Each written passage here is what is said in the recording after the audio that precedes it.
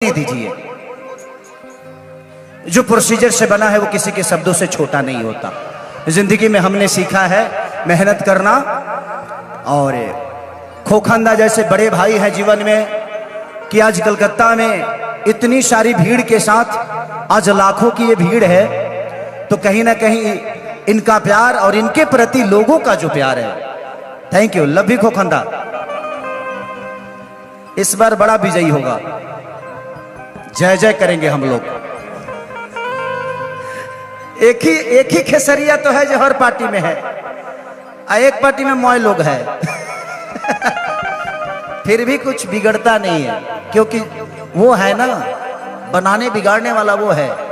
इस जिंदगी में एक बात गौर से सुनिएगा, ना आप अपने जन्म का खीर खा सकते हो और ना ही मरनी का, ना जन्म का लड्डू खा सकते हो ना ही मरनी का खीर, और जिसका आप जन्म का लड्डू खाते हो आपके मरनी का खीर खाता है।